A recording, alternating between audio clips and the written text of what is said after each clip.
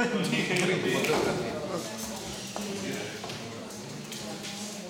and slowly we are coming to more practical things. So far we have spoken about the European Union in general. I've explained to you what is the European Union, what is its structure. I've said to you that if we would bring it down to a nutshell, the major activities of the European Union is on one side policy development and on the other side implementation of policy. This means giving funds. The topic funds we will speak about tomorrow and on Wednesday. Today we'll concentrate more on the policy issue. So remember, European Commission. The European Commission develops policies and also laws, proposes them to the European Parliament and to the European Council. Now, these were more formal things, structural things I would like to now, as you see here, come to the policies. Before we start, is there any other question from your side? Not yet. So policies, what does that mean? What I would like to speak about in the next 45 minutes is, I put here the basic principles of the policies of the European Union. This means to introduce to you the major policies that are also relevant for giving and receiving funds.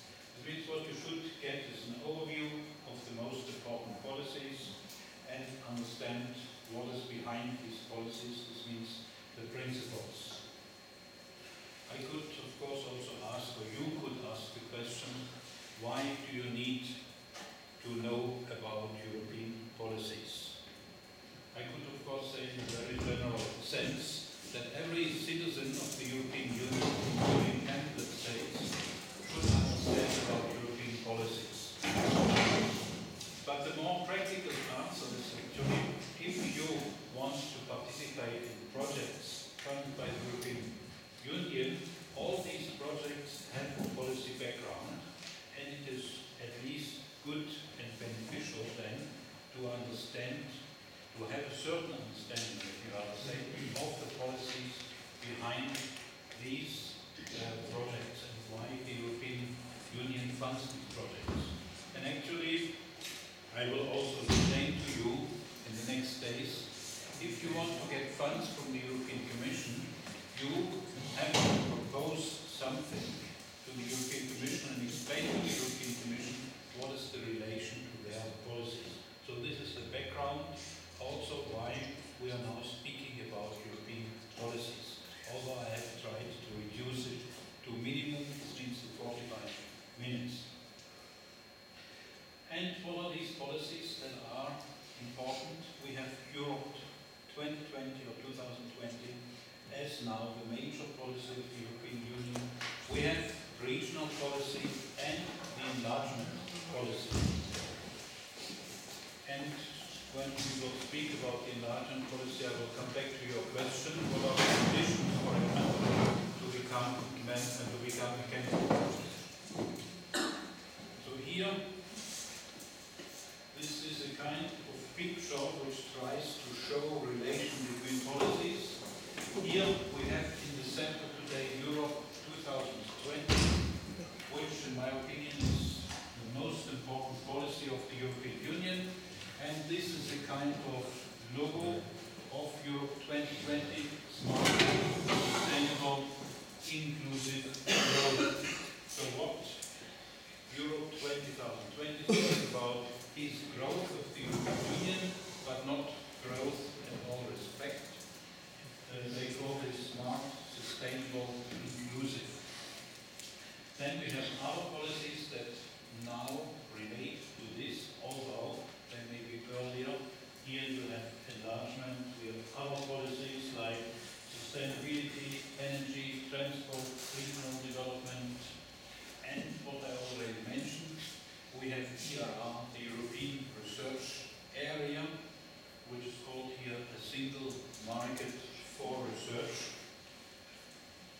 And what I will also present then, Europe 2020, is structured in 7 So here the basic message is that we have Europe 2020 as the main policy and many other policies that the European Commission develops in its Directorate Generals that are related to Europe 2020.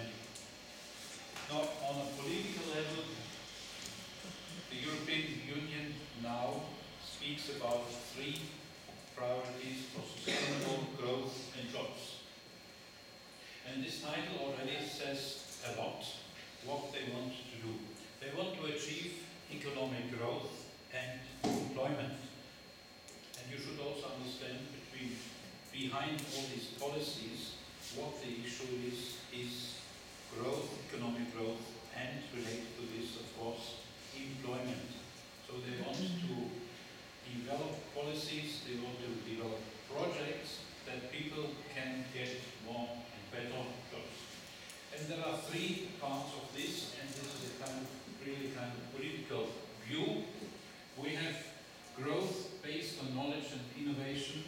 We have an inclusive, high employment society, and green growth, a compatible and sustainable economy. So these are kind of slogans on a political level in which express the importance of all the policies. You find this actually in all the policies of the European Union. Knowledge and innovation. Creating innovation, this means new research, new technology that can produce or lead to better products. We need better education. We need a society that uses digital technology. Then we have here the second point, inclusive. What means inclusive?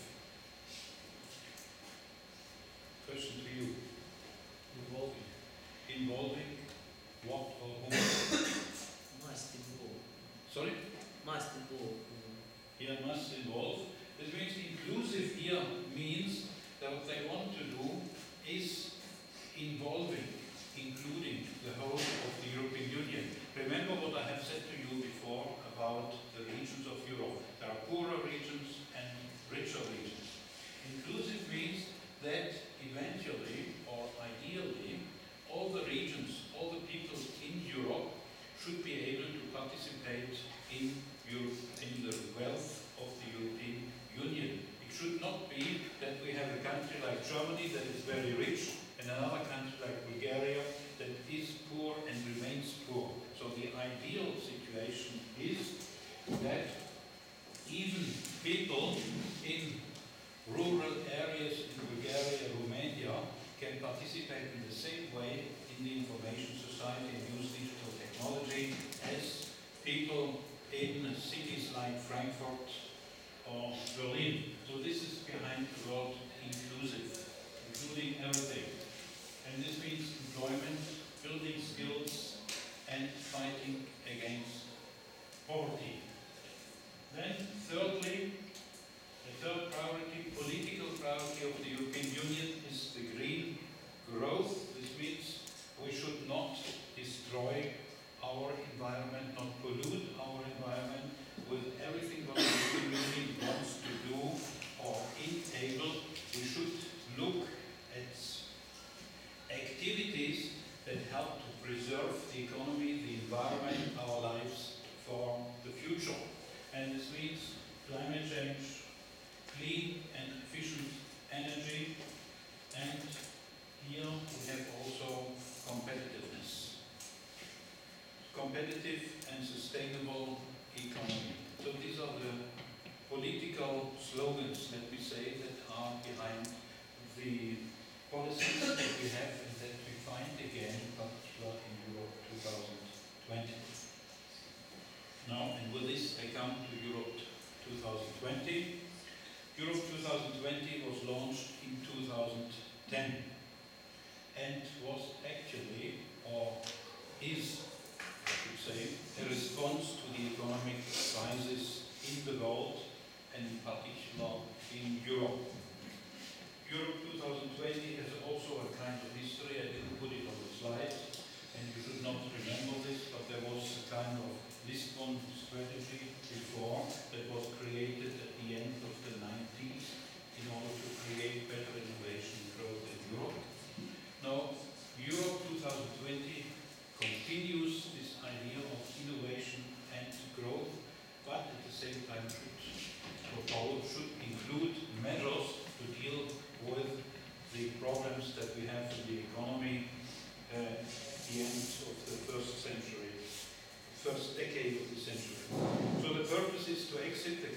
crisis and prepare the European economy and future challenges.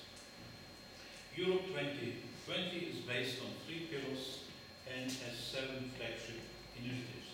So these 3 pillars we know already, since I've just told you about these 3 pillars. And before I come to this, I thought it would be quite worthwhile to quote something which José Barroso said, the President of the European Commission. And let me just read this, because it illustrates very well formulated what Europe 2020 is about. Europe 2020 is the EU's growth strategy for the coming decade. Decade means between 2010 and 2020, which we are getting closer to.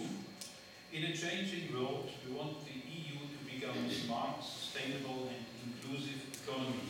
These 3 mutually reinforcing priorities should help the EU and the Member States deliver a high level of employment, productivity and social cohesion. Now here again you find what I call politically important words. We have, where is it? Smart, sustainable, inclusive. How was it called before? The knowledge and innovation. So the European Commission calls this now smart. Smart somewhere stands for intelligent, inclusive and sustainable. So these are the important words behind this. And what they want to achieve is employment, productivity and social cohesion. You remember that I already mentioned the word cohesion in the sense of regions that should grow together. Here this said social cohesion. This means in terms of people and maybe different types of people in the European Union that should grow together to have the same chances and opportunities everywhere. Now concretely, the European Union has set 5 ambitious objectives on employment, innovation, education, social inclusion and climate energy to be reached by 2020. Each member state has adopted its own national targets in each of these areas. Concrete actions at EU and national levels underpin the strategy. Now again, some important words. What we see here is the 3 political priorities. Now what we have here, 5 objectives. And this is an important issue of Euro 2020. 3 slogans, 3 pillars, as it is called officially, and 5 objectives. But not only this statement expresses very well here to be reached by 2020. This means it should not only be political talk. What is behind this are measures for the realization. And it is also important to understand.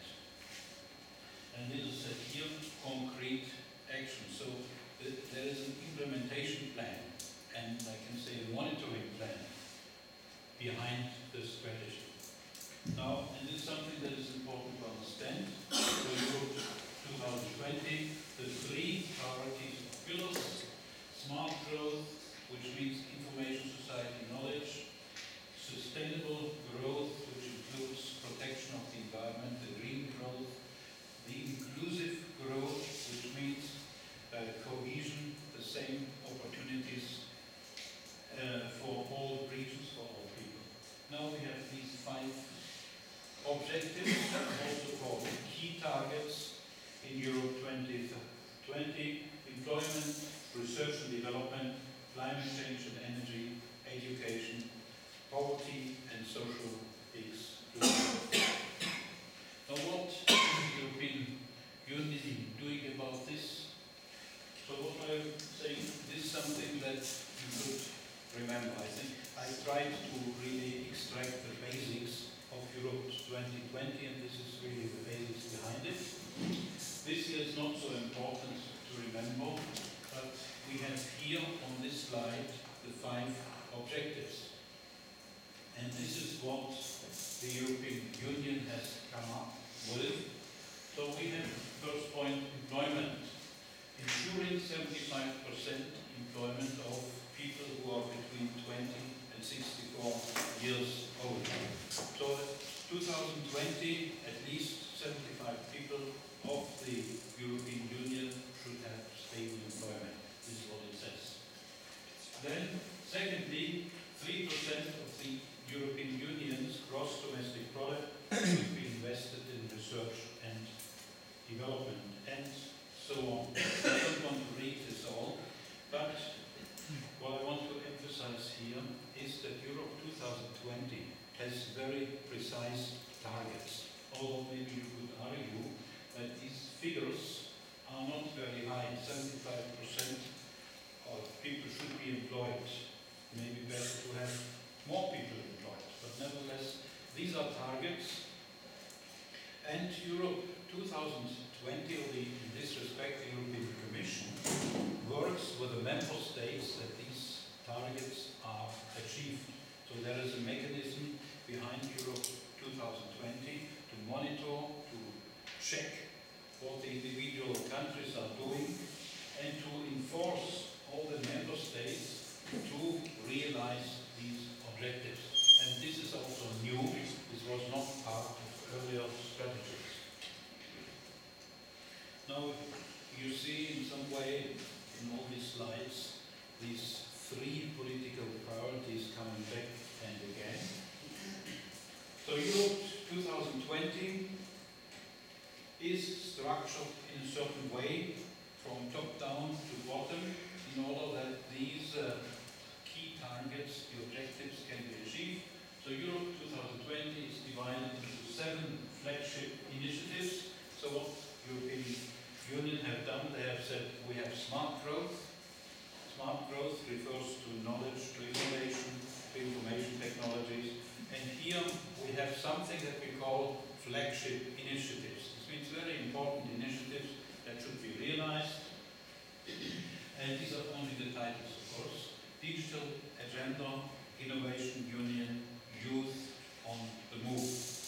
Then we have sustainable growth, which refers to the green economy, resource-efficient Europe, and industrial policy for the globalization area. And finally, inclusive growth, European platform against poverty, and an agenda for new skills and jobs.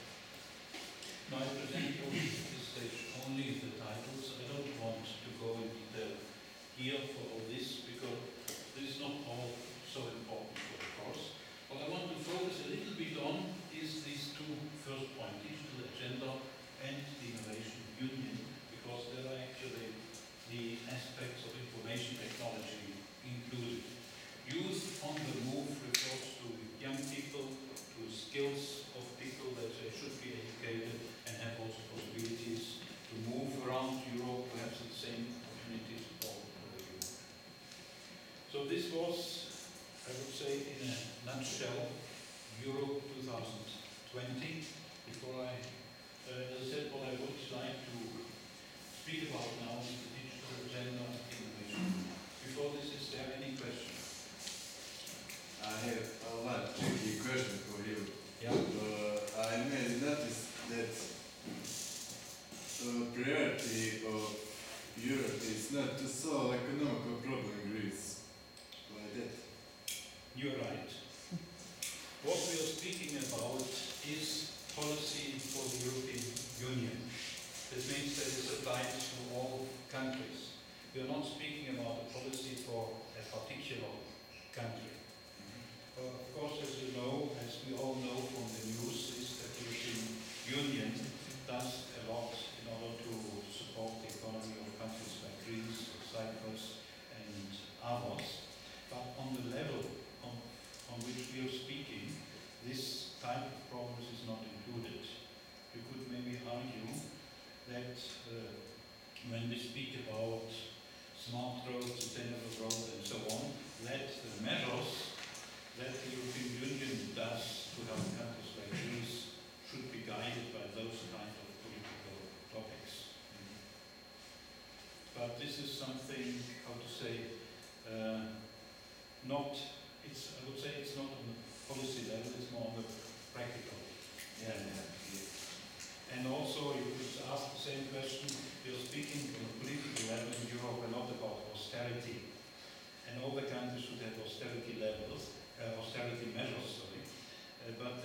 again something that is on a, I would argue, on a different level than this one.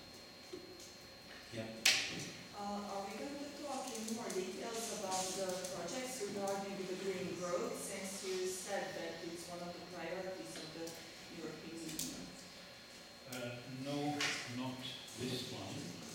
What I more will focus on is related to information technology and the regions.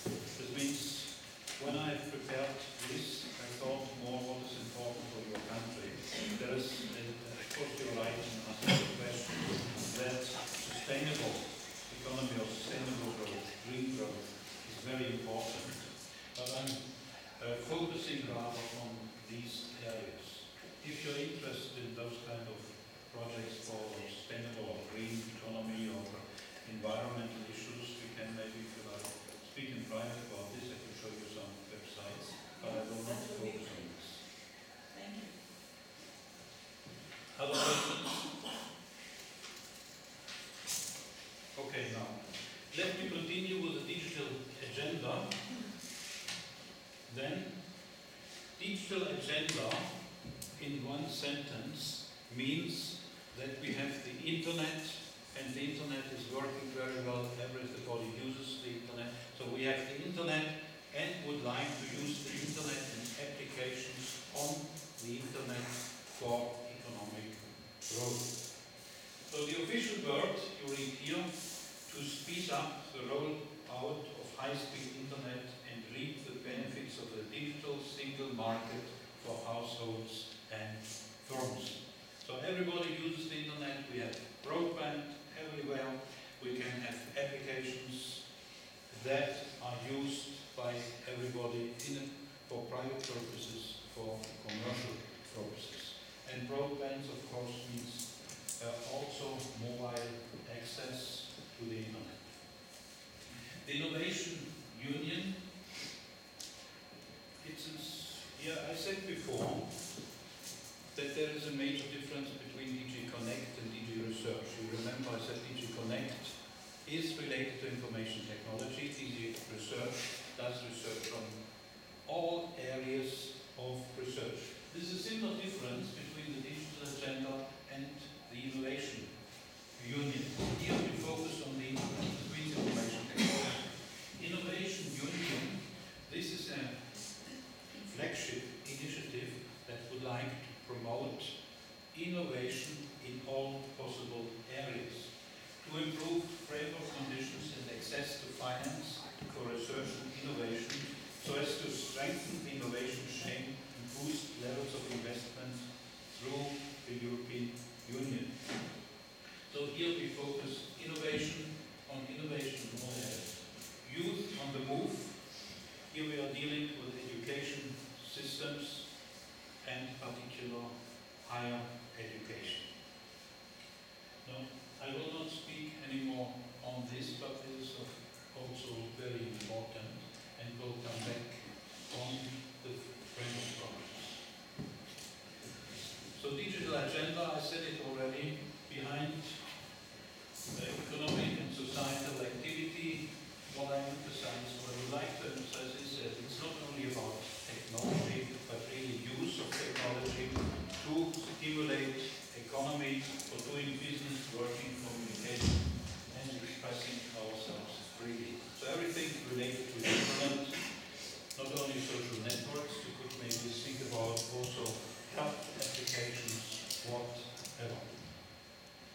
And these are some examples of activity areas, not of projects, but of activity areas, part of the digital agenda. High-speed internet, making all kinds of content available, security of the internet, electronic government, health, providing skills to benefit from the technology, and one particular part is to involve better the industry, which is called here public-private partnership. Only this gives an illustration what the digital agenda wants to deal with. Again, you have the countries in this case with darker areas and lighter areas. And the darker areas means there are a who have never used the internet. So here, the digital agenda wants to do something about it. Here we have a line spot. This doesn't mean that here everybody uses the internet. So this means simply these countries are not part of the European Union or not candidate countries. So you see here many dark countries where people have never used the internet, and here we have it very light. So these are highly developed economic areas. This country, by the way, is Switzerland. It's also not part of the European Union and therefore excluded from the survey. So this only is an illustration where the digital agenda wants to do something. So any question on the digital agenda? So as I said in a nutshell, use of the internet, of broadband internet for all kinds of purposes, and implement this throughout the European Union. Let me come back to the innovation union. We have again behind this that this should create more jobs. We have also here the word greener society to recognize that everywhere we find these same words, green, sustainable, and so on, quality of life. Now, this is kind of vision behind this, what they want to do: turn Europe into a world-class science performer, remove obstacles to innovation, revolutionize the way public and private sectors work together. So, in one word I could say, new technology in all kinds of areas that could be applied, in this sense of innovation actually, that could be applied in order to produce new products, new services, and finally more jobs but respecting the environment. This is the general aim, and I've tried to extract some elements to give you more understanding, more illustration of what innovation union means. Firstly, there is a so-called innovation union scoreboard. This means organizations on behalf of the European Union measure what is happening in all countries of Europe with respect to innovation. Which countries are more innovative in which areas. Then what is important in the innovation union is access to finance. Venture capital regime, risk-sharing finance facility to finance innovation. And this, I think you asked the question about access to finance by startup companies. So don't forget, you're still speaking on a political level. This doesn't say where you could get the money, but on this political level, this is part of the innovation union when you think of financing startups. Better research. Then the government should be better involved in financing innovation. We should have better standards to protect, to promote innovation, and then existing financing programs, like for example the structural funds, like IPA, state aid, should be reviewed so that it is possible to produce better innovation. Any question on this? So what you should remember: digital agenda, information technology, or the internet, the innovation union, some, it's called flagship initiative. This means on the political level an initiative to promote better innovation in all areas. So with this, I'm coming to the regional policies. I mentioned this slightly when we spoke about DG Regio, DG or Director General Regional Development. And I showed you already a map of all the European regions. We have actually 271 European regions in Commission count. And what a huge disparity this is again the same map which you have seen already. I'm sorry, there is a coding error. This should be larger than 125. So this will be a reminder. You see that what is called the Western Balkan countries are not included. Also Switzerland, Norway is not included. You know that Norway is not a member state of the European Union. Yes. And to my knowledge, they are not aspiring to become a member state. They want to stay independent. Whereas here, basically, I think all the countries would like to become member states eventually. So this is the situation of the European regions.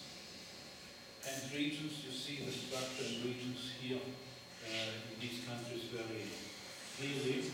And this is where regional policy comes into. So I said also that one measure is the gross domestic product of Europe and of the region. This is important to understand, although many people criticize this and say that this only gives a very global and insufficient measure for the economic performance of regions. Now, regional policy.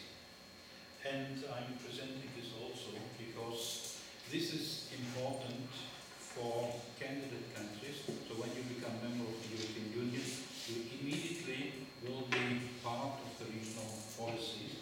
And the enlargement policy is very similar actually to the regional policies. So aim is to improve the economic well-being of regions in the EU and to avoid regional disparities. So the key word, which you don't see on the slide,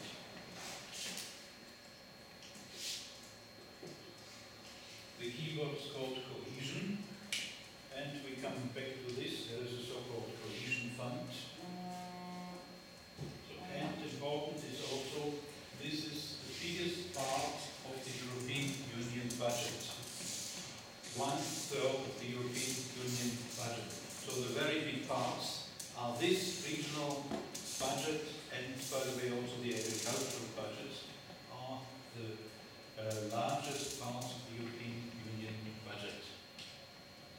Now principles, again, so we read here competitiveness, concentration of the effort on competitiveness, which means the regions as such should be more competitive, and then concentration of the resources on the least prosperous.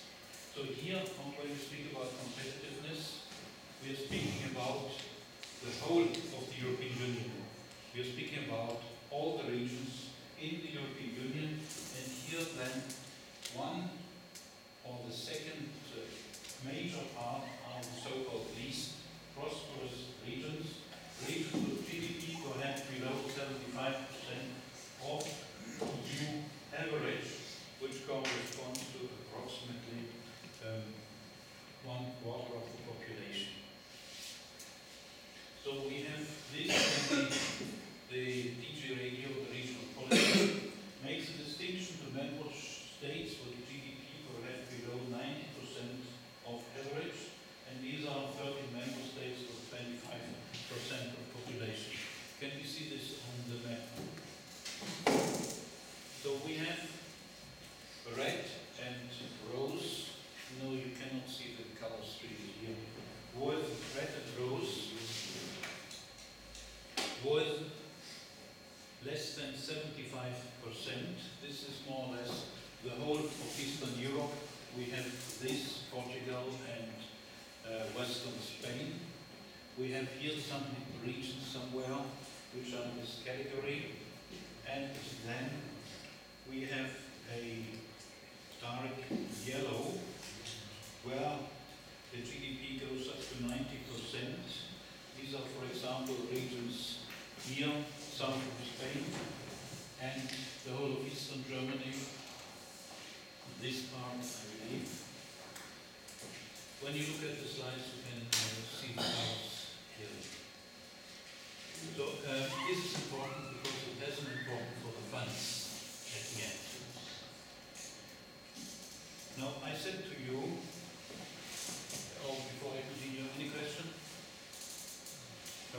said to you that we have in Europe 271 regions per, according to European Commission count. And they have a very particular count which is important to remember. This means dealing with regional policies, dealing with the regional funds, we have to remember how the European Union counts the regions. And there is something that is called nuts. This is in this respect very important. And again, I repeat, if you later on want to participate in those projects, also for IPA it is important, you have to specify in which nuts level you are. Nuts stands for, in English, nomenclature of units for territorial statistics. So this is something that the European Commission has invented in order to define the regions in Europe, and it is counted by Eurostat. I mentioned before that this is a department of the European Union.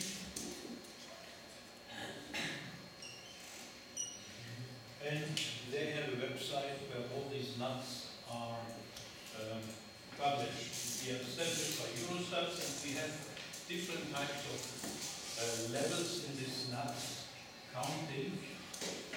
And nuts 0 exists as well, which is the country itself. Nuts 1, major socio-economic regions. Nuts 2, basic regions for the application of regional policies. So the map that I have shown to you, that has shown basically the nuts 2 regions. And then they also count nuts 3, small regions for specific diagnoses. So for regional policies, we normally speak about nuts 2. And you see also the count here, 97 regions at nuts 1 level, 270, as before I said 271 regions at nuts 2 level, and 1,294 regions at nuts 3 level. I apologize for the small discrepancy. I don't know why before I had 271. And 0 is the country. So this is nuts, and this is something that you should remember. Nomenclature of units for territorial statistics. And again, I repeat, when you deal with those kinds of funds, you will be confronted with this terminology, nuts. Here, gold standard for referencing the subdivisions of countries for statistical purposes. Let me give you an example from Bulgaria. Although I can put it on the map. Nuts 1 is the whole of Bulgaria. Then we have here nuts 2 is the whole of Bulgaria. We have here nuts 1, 2 regions. This means practically the northern part of Bulgaria and the southern part of Bulgaria. We have then 6 planning regions, which were in fact defined for the European Union. They didn't exist originally. This nuts 2 level. And nuts 3, we have oblasti in Bulgaria, or districts, or the real region. There are 28. And here, I don't know whether you can read this, we have this in more detail. Here, for example, EG4, this is nuts 2 level, Yugo-Zapadna, Yuzhna, Centralna, Bulgaria. So this is one of these 6 planning regions. And then you see the code here, this BG4, BG41, Yugo-Zapadna, BG411, 411, is Sofia, Stolitsna, the capital itself. BG412 is the region of Sofia, around Sofia, and so on. So these nuts levels are defined and have to be defined for all countries of the European Union. They exist also for Croatia, but I confess I didn't find the nuts for Bosnia and Herzegovina. I don't know whether they exist. I thought they exist, but I didn't find it on the internet. So if you are interested, you could try to check your government websites whether they exist or not. As a candidate or potential candidate country, Bosnia and Herzegovina is not obliged to have nuts, but eventually also Bosnia and Herzegovina should be in some way divided into regions. Yeah, I didn't find it. So again, for Bulgaria, to repeat as an example, NUTS 0 is the whole of Bulgaria, NUTS 1, northern and southern Bulgaria, NUTS 2, 6 planning regions. So again, the planning regions are somehow artificial, and NUTS 3 we have the 28 oblasti or regions of Bulgaria that have existed before Bulgaria joined the European Union. So any question on this?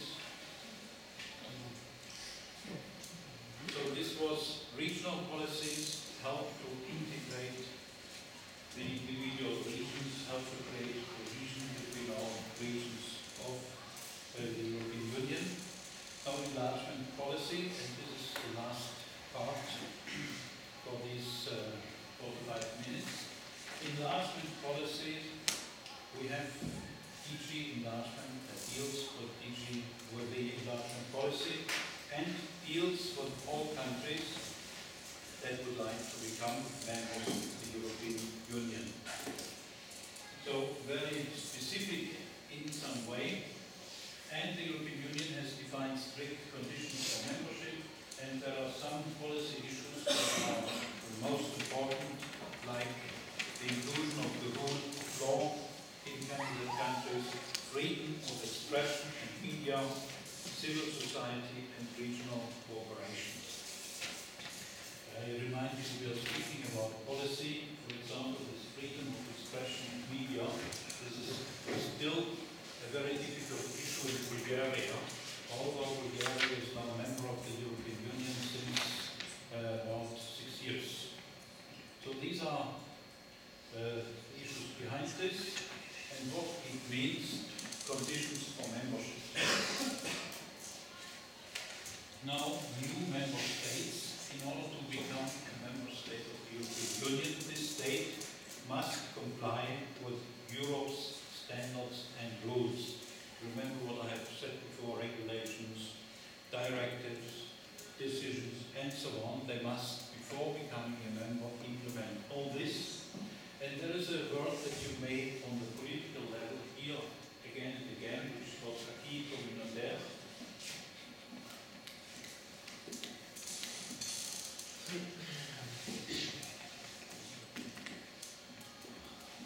You don't need to remember this. I'm only saying that you will hear this very often. It's the French word which stands for all the rules and laws of the European Union. So, this country must do a lot. This means implement the whole set of European Union rules before they can join. Then, all the other member states must agree to this. So, for example, in the case of Macedonia, you understand that there are some political problems and there are some member states that would never agree to have in the European Union a country called the Republic of Macedonia. Whatever you think about this. Then, having the consent of the citizens as expressed to approval in their national parliament or by referendum. To my knowledge, there was hardly any referendum or never a referendum on candidate countries, but the national parliaments must ratify the accession of the new member states. Now, and I don't want to go into detail here, but there are actually 35 different so-called chapters or policy fields, and when a country becomes a candidate country, then the European Commission discusses with this country all these 35 individual chapters. They discuss it, and at the end, if the European Commission is happy, they say it is closed. And for this policy field, the country complies with the requirements of the European Union. So these are steps for joining.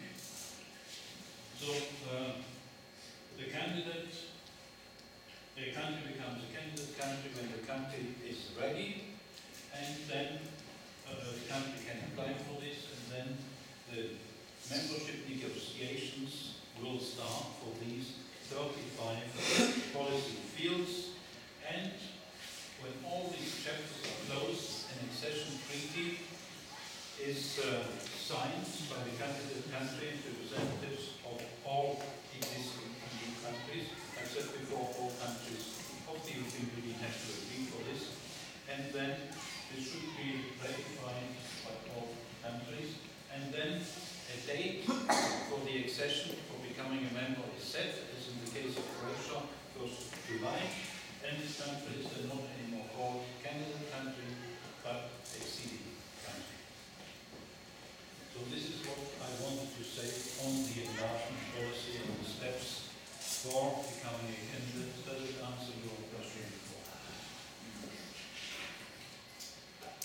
And for Western Balkans, yes, we have in the Western Balkans, as Bosnia-Herzegovina, the expression potential candidate country.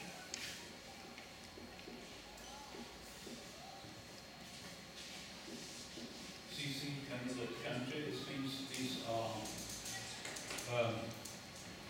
Bosnia-Herzegovina, Kosovo, Albania, although Albania has officially applied for becoming a candidate country.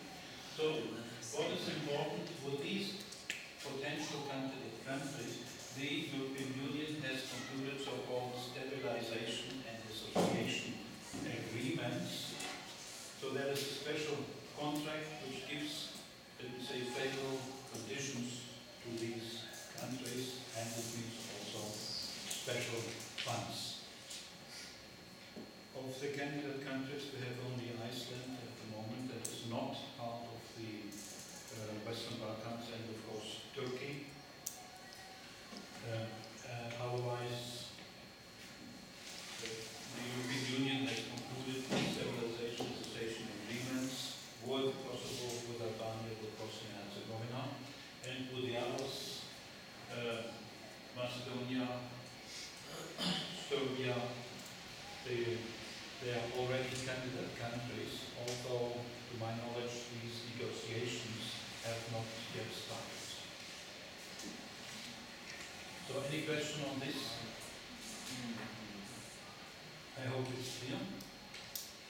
So what did we speak about? We spoke about the general policy of the European Union, and I emphasize that there are on the political level three major issues which are called smart, inclusive and sustainable, and I presented to you what I consider as the major European Union policies, which are Europe 2020, regional policy and enlargement policy.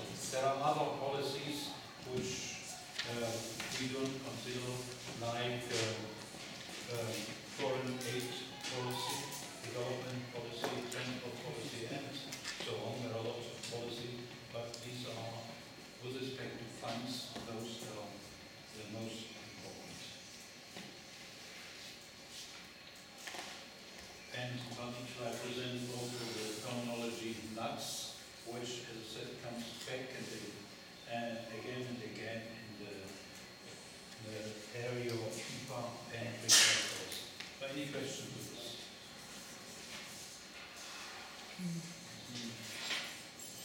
If not, of course you can ask questions later. If not, this is the time schedule. This means we have now a long break. In 1 hour and 15 minutes at 12:15.